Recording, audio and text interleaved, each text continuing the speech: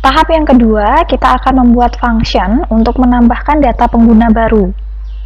Maka, buka kembali Visual Studio Code dan akses kembali kelas pengguna model. Dalam kelas pengguna model, kita akan menambahkan function baru, kemudian kita berikan nama insert pengguna. Sama seperti ketika kita ingin menambahkan data dalam database, maka kita juga harus menginputkan data yang ingin kita masukkan ke dalam database. Di dalam function insert pengguna, kita tambahkan parameter data.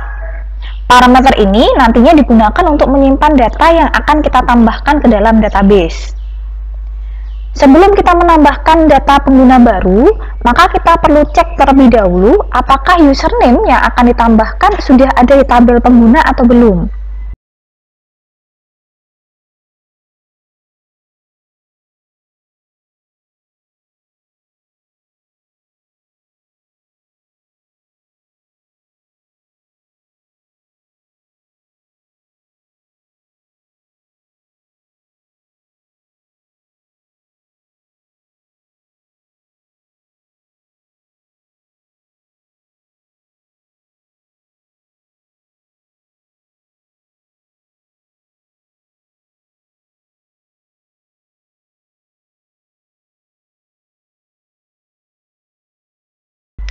Jika username-nya belum ada, maka kita lakukan proses insert data ke dalam tabel pengguna.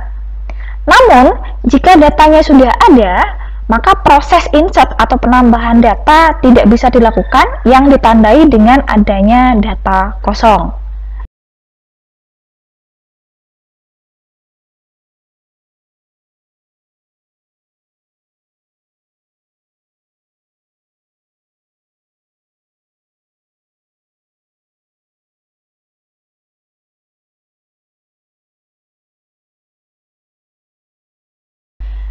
Selanjutnya, jangan lupa kita tambahkan return value agar data yang kita tambahkan ke dalam database bisa kita tampilkan.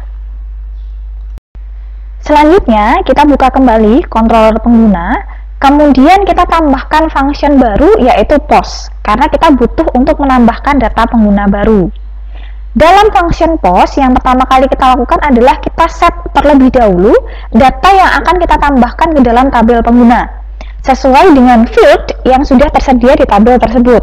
Jadi ada 4 field, yaitu username, nama, level, dan password. Maka kita set array-nya untuk menampung 4 data tersebut.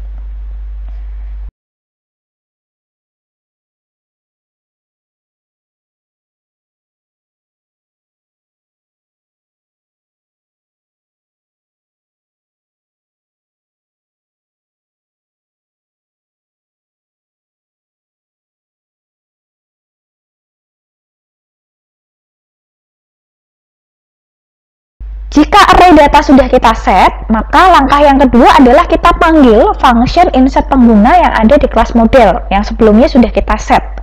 Kemudian parameternya kita ambilkan dari array data yang sudah kita set sebelumnya, gitu ya.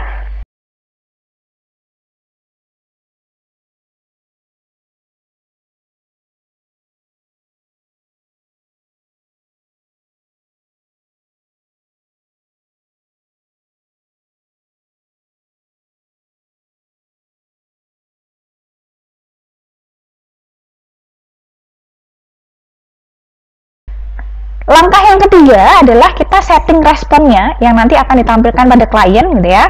Sama seperti yang kita lakukan pada metode get.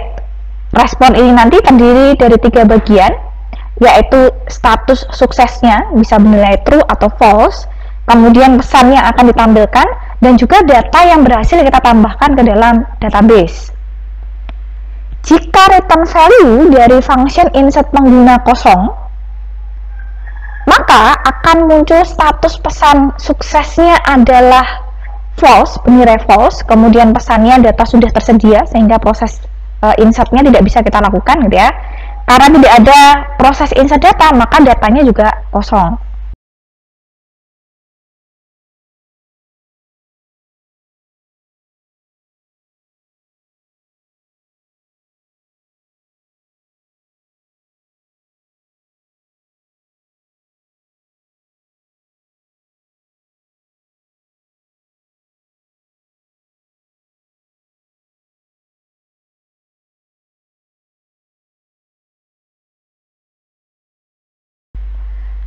Namun, jika data berhasil ditambahkan ke dalam tabel pengguna, maka akan muncul status suksesnya bernilai true, pesannya insert data berhasil gitu ya, dan di bagian data akan menampilkan nih data yang berhasil kita tambahkan ke dalam tabel pengguna.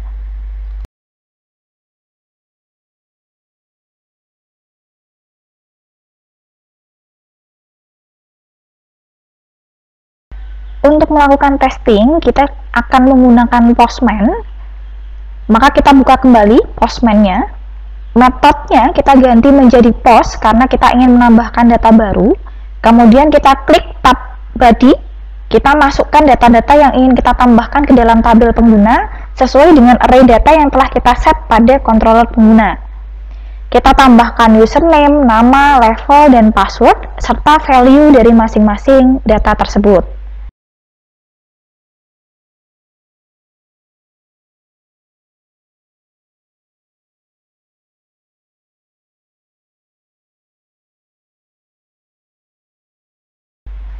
Jika sudah, klik button Send, maka jika data berhasil ditambahkan ke dalam database, di bagian bawah akan muncul respon status suksesnya bernilai true, kemudian pesannya berisi insert data berhasil, dan akan menampilkan data yang berhasil ditambahkan ke dalam tabel pengguna, sesuai dengan respon yang sudah kita set pada controller pengguna.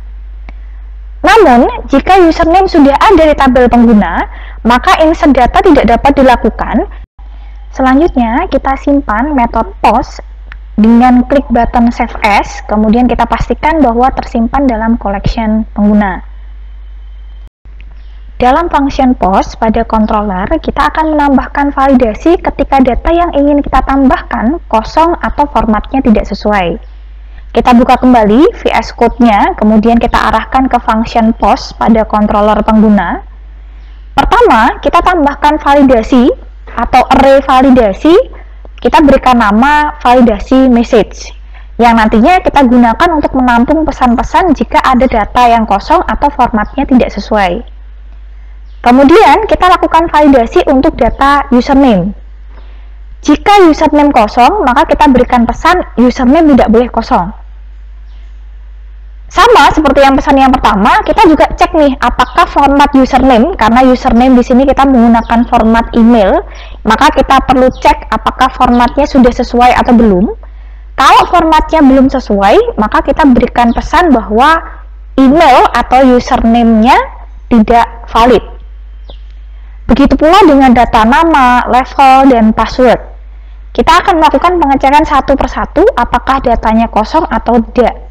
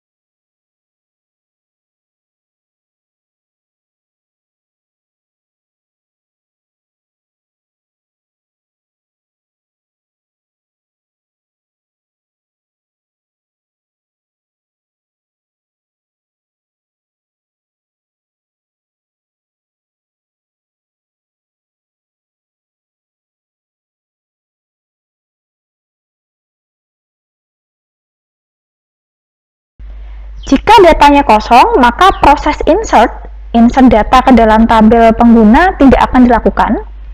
Ditandai dengan jumlah validasi message, array validasi message yang sudah kita set sebelumnya, ditandai lebih dari 0, maka proses yang dilakukan hanya sampai dengan menampilkan validasi message-nya saja. tidak dilanjutkan untuk menambahkan data baru ke dalam tabel pengguna.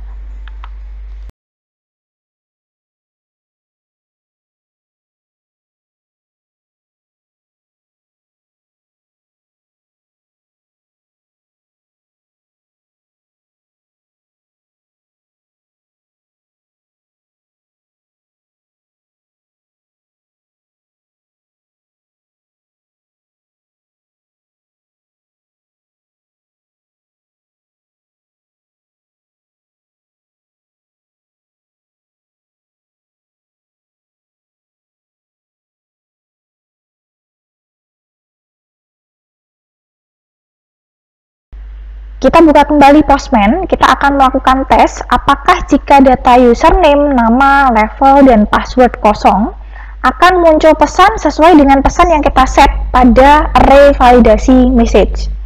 Kita akan coba, kita kosongkan seluruh datanya, mulai dari username sampai dengan password, kemudian kita klik button send. Maka di bagian bawah kita bisa melihat, di situ ada pesan, ada error pesannya. Yang pertama adalah username tidak boleh kosong, nama tidak boleh kosong, level tidak boleh kosong, dan password juga tidak boleh kosong, karena keempat data kita kosongkan semuanya. Kita coba isikan data pada data username, value pada data username, namun formatnya tidak sesuai dengan format email. Jadi misalkan contohnya seperti ini, kemudian saya klik button send, bisa dilihat pada pesan di bawah, di situ akan muncul pesan username atau email tidak valid. Karena di sini username kita gunakan format email. Jika masih ada kesalahan dalam data, baik untuk username, nama, level, dan password, maka proses insert data tidak akan dijalankan. Dia akan dihentikan sampai dengan proses menampilkan informasi berupa validasi message-nya. Jika seluruh data tidak ada yang kosong, formatnya sesuai, dan juga username belum tersedia dalam database atau di dalam tabel pengguna, maka proses insert berhasil dilakukan. Bisa dilihat seperti contoh berikut ini.